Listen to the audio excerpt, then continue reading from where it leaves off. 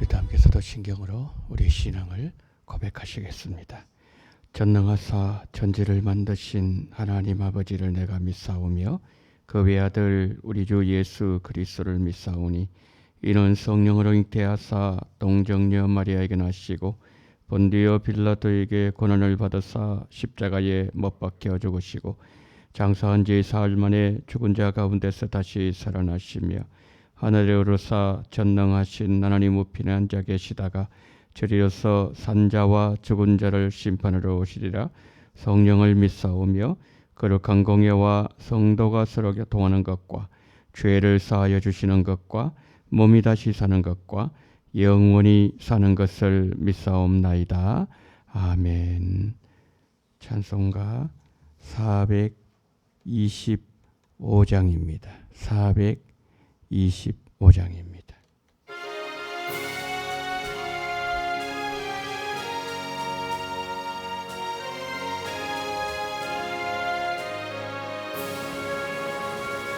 주님의 뜻을 이루소서. 고요한 중에 기다리니 진흙과 같은 날 빚어서 주님의 영상 만드소서. 주님의 뜻을 이루소서. 주님 발 앞에 엎드리니 나의 맘속을 살피시사 눈보다 희게 하옵소서. 주님의 뜻을 이루소서. 병들어 몸이 피곤할 때 권능의 손을 내게 펴서 강건케 하여 주옵소서. 주님의 뜻을 이루소서. 온전히 나를 주장하사 주님과 함께 동행함을 만민이 알게 하옵소서. 아멘.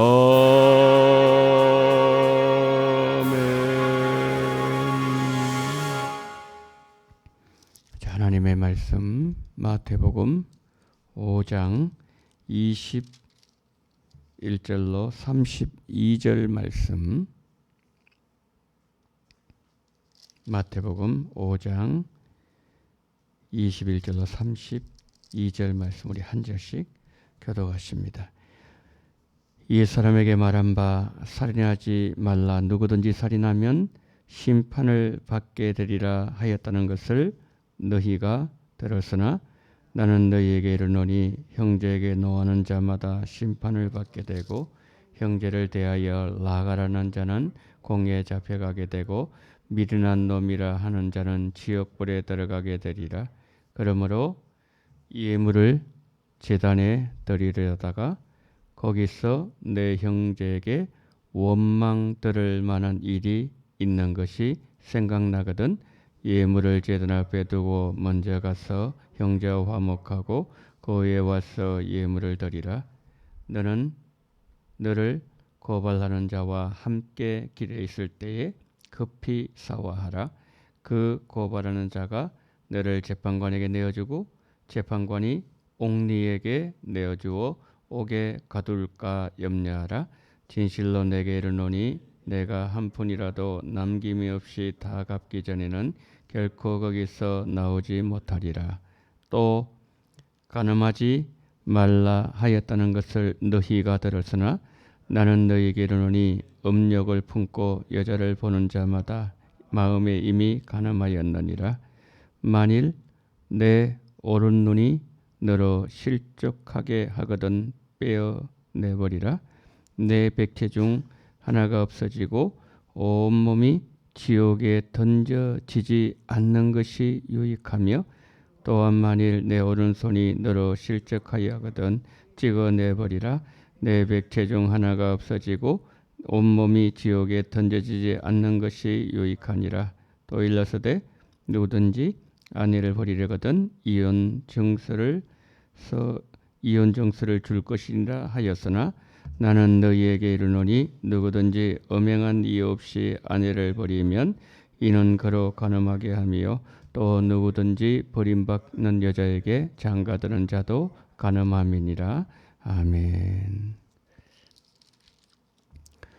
20절 말씀에서 서기관과 바리새인보다 더 나은 의를 요구하시는 예수님께서 세 가지 예를 듭니다. 살인, 또 예배에 관한 문제, 그리고 간음을 예를 드시면서 세 가지 말씀합니다. 첫 번째, 그 계명의 속뜻이 뭔가, 진짜 의미가 뭔가 첫 번째 말씀하시고, 그 다음에 두 번째로 우리 인간의 속마음을 드러내십니다. 인간이 얼마나 추악한 존재인지, 얼마나 추잡한지 그것을 두 번째로 말씀해요.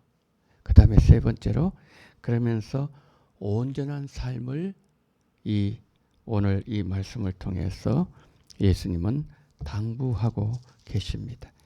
먼저 여러분 21절 22절을 한번 보십시오. 21절입니다.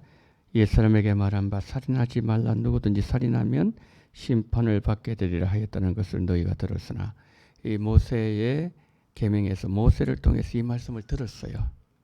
유대인들이 들었는데 22절에 나는 너희에게 이르노니 형제에게 노하는 자마다 심판을 받게 되고 형제를 대하여 나가라는 자는 공에 잡히되고 미련한 노비라는 자는 지옥불에 들어가게 되리라. 자, 이 말씀은 먼저 이 살인에 관한 문제입니다. 살인. 주님은 이 살인을 어떻게 보시는가 하면 형제의 인격을 짓밟고 모독하는 것. 여기에 본 자유로운 분 계십니까? 한 번쯤은 다 그냥 실제로 하지 않았더라도 그냥 나 혼자 짓밟고 그냥 모욕하고, 이 부분, 그 주님은 너무 잘 아시는 거죠, 우리를. 그래서 그것을 살인이다 그렇게 말씀을 하고 계시죠. 여러분, 우리는 가끔 이제 뉴스를 통해서 보면서 야, 진짜 시대의 살인마다 이런 생각을 할 때가, 그런 사건을 대할 때가 있지 않습니까? 근데 사람을 살인을 하고서도 편안하게 또 아무 일이 없었던 것처럼 양심의 가책도 없이 뉘어짐 없이 일상의 삶을 사는 어떤 사람이 있다면 그 사람은 차라리 짐승이라 그래야 되지 않겠습니까? 아니면 살인기계, 가끔 그런 표현은 살인기계. 근데 예수님은 지금 이 살인 문제를 가지고 직접 생명을 해하는 그 차원을 넘어섰어. 인격 짓밟고 모욕하고 미움과 분노와 경멸과 모욕의 영역까지 다 포함한다는 거죠. 우리가 이 말씀을 대하면서 모세는 너희에게 이렇게 말했지만 나는 너희에게 이르노니, 죄에 대해서 우리가 얼마나 경각심을 가지고 그리고 죄를 멀리하고, 죄가 무서워서 그런 것이 아니라 그 더러운 죄를 우리가 늘 거리를 두고, 그리고 히브리 저자가 말씀했던 것처럼 죄는 피 흘리기까지 싸우는 이 삶이 있어야 된다 말씀하는 거죠. 우리가 언젠가 주님의 심판대 앞에 서게 될 거인데, 너는 왜 그렇게 사람 많이 죽였어? 나 사람 죽인 적이 없습니다. 그때 이 근거구절로 딱 내밀지도 모르겠어요. 나는 이걸 가지고 살인이라 그랬다. 그럼 어떻게 되는 거죠? 제가 이 팔복을 시작하면서 어떻게 말씀드렸습니까? 우리가 예를 들어 심령이 가난한 자가 되기 위해서 어떤 목표점을 가지고 계속 오늘 또 하나님 더 심령이 가난한 자에게 하옵소서 하면서 저 목표점에 이게 아니라는 거예요. 본문은. 무엇을 우리가 하는, 제가 그랬죠. doing이라 그랬죠. 무엇을 하는 것이 아니라 being, 존재에 관한 것을 말씀하는 거예요. 무리와 제자를 구분했다 그랬습니다. 무리는 따라가요. 어디까지요? 골고다까지 따라갑니다. 그런데 뭐가 없어요? 결정적으로 버리는 게 없습니다. 그런데 제자는 어떤 사람입니까? 제자들도 따라갑니다. 똑같죠? 그런데 다른 점이 뭐라고요? 버리는 거예요. 심령이 가난한 자입니다. 심령이 가난한 자가 되기 위하여 이게 아니고, 심령이 가난하게 매일 그렇게 되는 자는 복이 있나니 이게 아니라, 심령이 가난한 자는 복이 있나니, 가난한 자인데 아무것도 없는 거죠. 그런데 들어와 있단 말이에요. 시기도 들어와 있고, 분노도 들어와 있고, 그리고 미움도 들어와 있고, 경멸도 부자가 되어버렸어요. 어느새 부자가 되어버렸어요.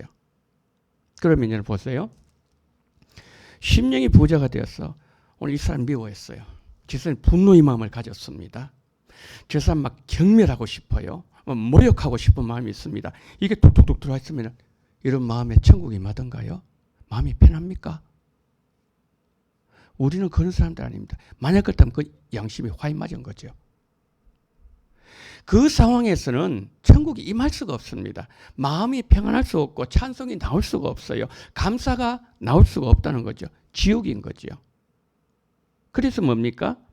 우리는 심령이 가난한 자들인데 예수 그리스도 보혈로 말미암아 새로운 존재로 완전히 새로운 피조물로 만들어 주셨는데, 그런데 어느새 내 마음속에 이것도 들어오고 저것도 들어오고 이렇게 해가지고 뭡니까? 살인도 하고 뭐도 하고 이렇게 해서 뭡니까? 마음이 이렇게 부자가 되어버렸어요. 어떻게 해야 되죠? 그래서 예수 그리스도의 보혈로 씻어내야 되는 거죠. 죄와는 뭡니까? 죽기까지 타협하지 않아야 된다는 거예요. 그런데 이 죄악에서 자유로운 삶이 없단 말이에요. 구약의 모세 시대는 이거 뭐 그냥 오케이 통과합니다. 괜찮아요. 그런데 예수님 안 괜찮다. 그렇게 말씀하고 있다는 거죠. 주님은 우리의 마음을 요구하는 거죠. 마음. 그들은 행위만 없으면 괜찮아요. 모세 시대는. 그런데 예수님은 나는 너희에게 이르노니 살인은 이것이다. 말씀하고 있다는 거죠. 그 다음에 여기 한번 보세요. 23절 한번 보십시오. 24절까지만 보도록 하겠습니다. 제가 읽습니다. 23절입니다. 그러므로 예물을 제단에 드리려다가 거기서 내 형제에게 원망 들을 만한 일이 있는 것이 생각나거든 예물을 제단 앞에 두고 먼저 가서 형제 화목하고 거기에 와서 예물을 드리라. 하나님의 제단 앞에 예물을 드리려고 이제 준비해서 갔습니다.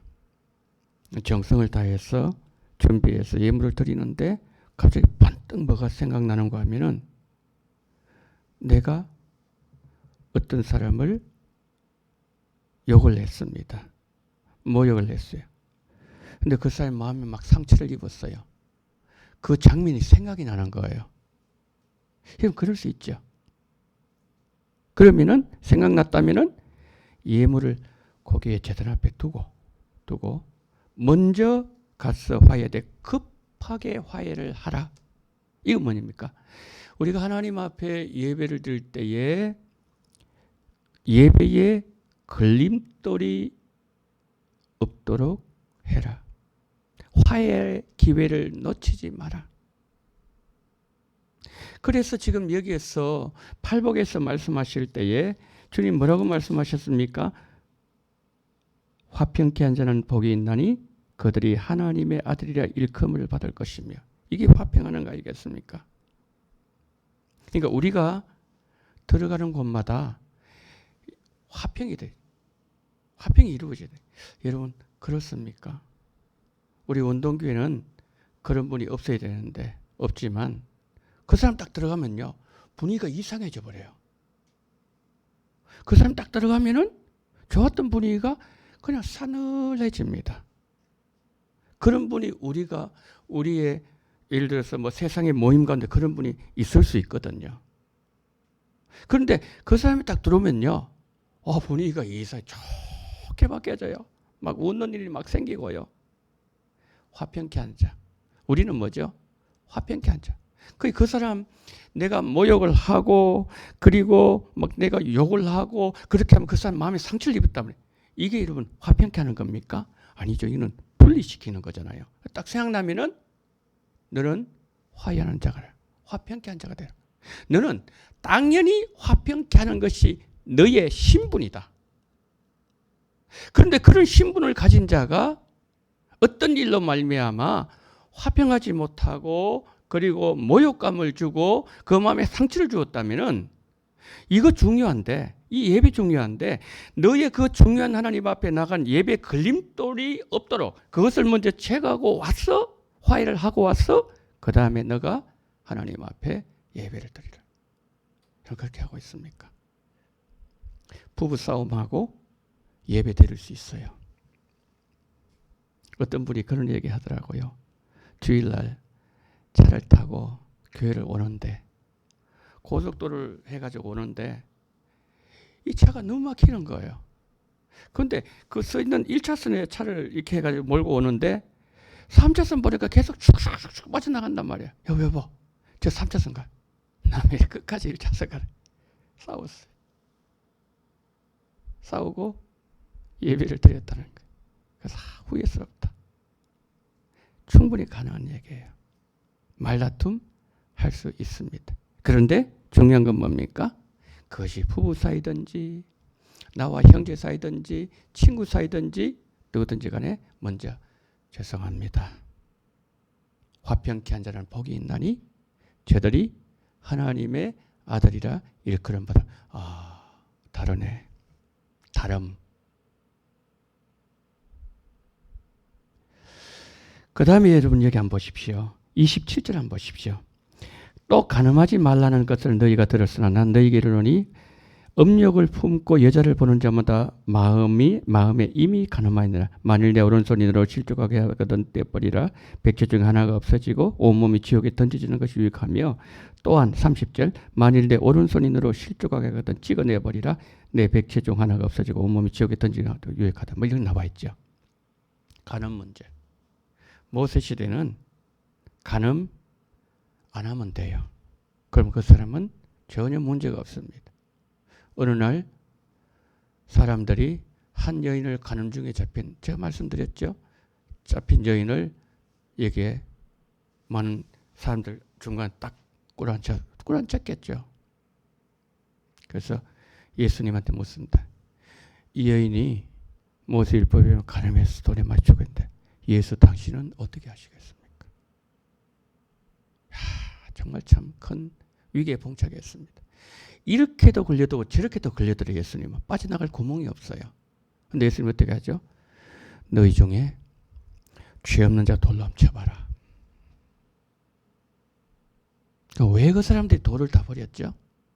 왜 돌이 자기들 얼굴에 툭 떨어져 나갔죠?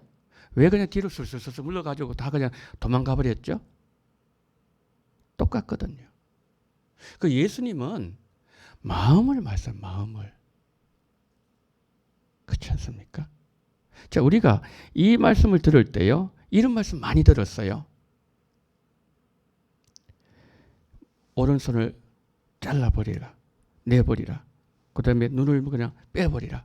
그게 아니라 그런 마음으로 우리 빼내는 심정으로 해야 된다. 그러면은 우리 그렇게 신앙생활을 하고 있습니까? 진짜 오른 눈을 빼내버리는 그런 심정. 그럼 애꾸가 되지 않겠습니까? 예? 이런 상태에서 그냥 살아가야 되는데 정말 우리가 그런 마음 자세를 가지고 죄와 싸우냐는 거죠. 여자를 보고 그 엄난한 마음을 품은 사람, 이미 그 사람 가늠한 사람이다. 세상에 처음 다 가늠한 사람들이에요. 가는 사람 넘쳐나는 거예요. 이 죄에 자유한 사람 한 사람도 없습니다. 그럼 어떻게 해야 됩니까? 그러니까 지금 여기에서 말씀한 것처럼 팔을 잘라내버리는 심정으로, 진짜 눈을 뽑아내는 심정으로 그런 자세를 가지고 뭡니까? 그냥 말이 아니라 우리가 그렇게 뭡니까? 살아내야 된다는 거지. 예수님은 오늘 우리에게 우리가 누군가 이 사람이 뭡니까? 마음이 청결한 자예요. 이 사람의 심령이 가난한 자예요. 마음이 청결해요. 마음이 청결한 사람이 뭡니까? 하나님 보잖아요. 그러면은 우리 마음이 너무 더러워져 있습니다. 요한계시록 22장에서 두루마기를 빠는 그 사람은 생명나무에 나갈 수 있다고 그랬습니다. 사도에게 물었습니다. 장로에게 물었습니다. 저 사람들 누굽니까?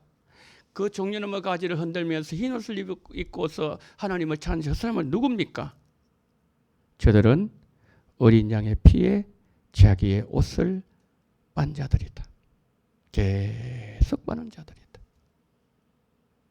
오늘 우리가 이 말씀 속에서 우리의 존재, 우리가 누군가를 다시 한번 인식하는 시간이 되어지고, 우리가 정말 예수님이 원하시는 방식대로 신앙생활하는지, 아니면 모세가 우리에게 가르쳐줬던 그 단계에서 우리 신앙생활을 거치고 모세의 가르침을 따르는 자들인지, 우리는 진짜 예수님을 따르고 예수님의 가르침대로 살아가는 자들인지 한 번 더 생각하게 하는 이 새벽이라는 거죠.